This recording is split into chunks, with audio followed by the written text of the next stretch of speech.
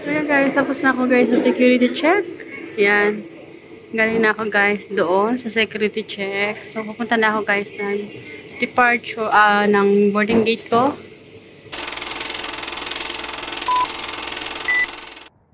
Hello mga ka-dreamers! Welcome back to my vlog. Hello everyone! For today's video guys, i-share ko lang sa inyo tungkol po sa mga tourist visa or mga visitors visa dito po sa Canada. Ito po ay mga na-research ko lang, nabasa ko sa mga page at mga namit ko na rin po ng mga naging tourist visa dito sa Canada. Alam nyo ba guys, mga tourist visa or mga visitor visa ay hindi po agad-agad po nakakakuha ng trabaho. Yes po, ayan po yung totoo na hindi po totoo na kapag nakalan kayo dito sa Canada at nandito na po kayo sa Canada ay madali lang po kayong makakuha ng trabaho. Hindi po, kasi marami po kayong kakompetensya, lalo na po ang mga international student. Kalahati ng international student dito ay hindi na po nag-aaral. Nagko-convert na po sila to work permit kasi nga sa sobrang mahal ng tuition fee or hindi na po nila kayang ituloy yung pag-aral nila. At yung iba naman ay yun ang nagiging dahilan, yun ang nagiging way nila na maging international student kasi nga yun po ang napakadaling pathway para sa mga international student na makarating po dito sa Canada. At the same time ay pwede na po nilang isama yung family. Kaso nga kapag nandito na sila sa Canada, isang SEM lang ay hindi na po nila tinutuloy. Kaya ang international student po ay nag-struggle din po na makakuha ng trabaho. Yung iba ay kinakagat na lang po yung mga low skill job or low offer kasi nga kailangan po nilang makasurvive dito sa Canada. Paano pa po kayo mga tourist visa or mga visitor visa? Marami na rin po mga tourist visa dito sa Canada na umuwi ng Pilipinas. Kasi nga po hindi na po sila makakuha ng trabaho. Sa kahirap po makakuha ng employer na may LMIA ay nag-uwian na lang po sila. Yes guys, ito po yan.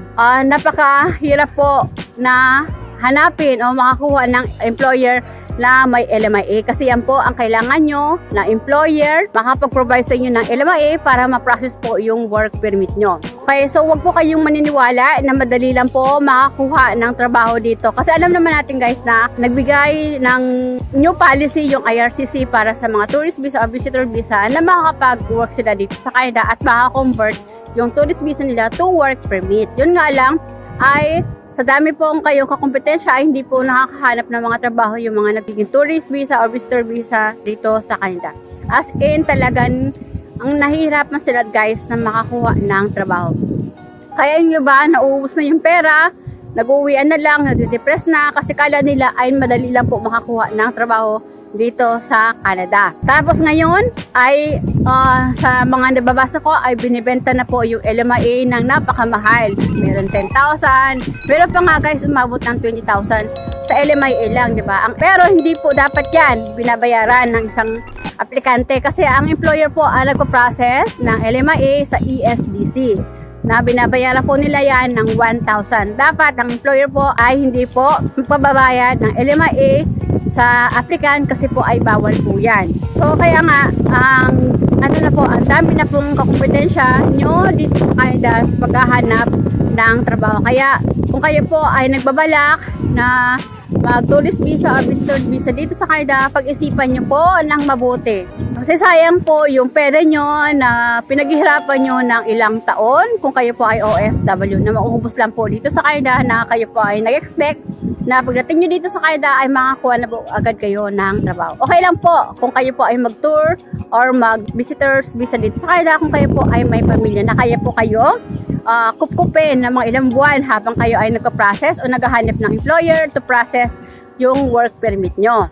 Okay lang po yan. Kasi mayroon naman pong mga ibang kamag-anak, sinasamantala din po yung pagtulong nila sa mga kamag-anak nila na ginagawa na lang nila ng inaalila nila. So yung mga nagbabalak na mag-tourist visa o visitor visa dito sa Canada, pag-isipan nyo po ng mabuti. Mas maganda na habang nasa Pilipinas kayo or nasa ibang bansa kayo, ngayon pa lang ay maghanap na kayo ng trabaho like sa Indeed, sa Jobbank, sa LinkedIn.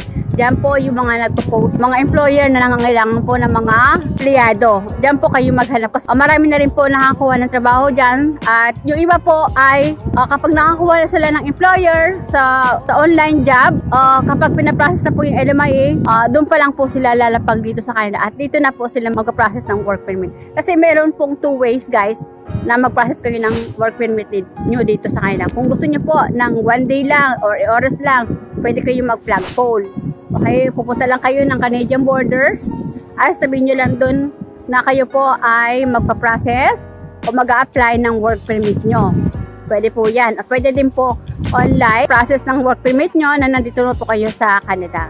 Yun po ay practical move na hindi po kayo mangangapa dito sa Canada sa paghahanap ng trabaho. Kasi nga, alam nyo na meron ng employer na hindi na po kayo kailangan gumastos ng malaking pera. Hindi kayo mahirapan sa pang-araw-araw at hindi na kayo kailangan ma-stress, hindi na kayo kailangan ma-depress, pati mental nyo ay maapektuhan na kasi nga dahil sa paghahanap ng trabaho. So, yun guys, huwag po kayong basta-basta susugal dito sa Canada kung kayo po ay magtuturist or visitors visa. Kasi sayang po talaga yung pera nyo. Mas maganda po na mag-land kayo dito sa Canada na meron na po kayong employer at meron na rin po kayong work permit. Mas maganda na mag-land kayo dito sa Canada na meron na kayong work permit kasi hindi na po kayo mahirapan sa paghahanap ng trabaho. Sayang talaga yung pera nyo. Lalo na kung kayo ay walang kamag-anak dito sa Canada at kayo lang solo nyo magbayad ng bahay.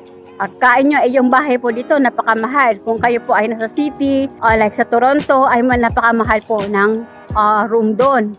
Kung dito naman kayo sa London, ay medyo mura po ang cost of living dito sa London. Kung kayo po ay magrerenta at kayo ay solo, lalo na kung sa city kayo, ay talagang maubos ang pera nyo. Kasi hindi lang po rent nyo gagastusin nyo. Pati na rin po yung pagkain nyo, pamasahin nyo araw-araw, di ba? So, pag-isipan nyo talaga guys, kung kayo po ay nagbabalak na mag-tourist or mag-visitors dito sa Canada. Mas maganda, wala naman problema kung meron kayong kapamilya dito. Pero kung kayo solo at susugal, kung kayo susugal, ay pag-isipan nyo pong mabuti. Hindi po kayo dinidiscourage. Ito po ay totoo pong nangyari po dito sa Canada sa mga nagtuturist visa. So, yung talagang karamihan po sa kanila ay nagsisi-uwian na kasi nahirapan po silang makakuha ng trabaho dito po sa Canada. Hindi lang po sa Ontario, marami pong area din po na nahirapan po. Lalo na po kung dito kayo sa Ontario or Toronto, ay marami po kayong kakompetensya dito. Okay guys, so guys, nagbigay lang po ako ng konting payo, konting idea kung ano po yung nangyayari po sa mga tourist visa dito sa Canada. Okay, hindi po ito discourage, ito po ay para magkaroon kayo ng idea kung ano po ang nangyayari po dito sa Canada as a tourist visa or visitors visa. Hanap na lang po kayo ng trabaho sa job bank. Okay, may mga kamag-anak kayo na pwede kayong hanapan ng employer na makapag-provide ng LMIA, yun po ay magandang plano.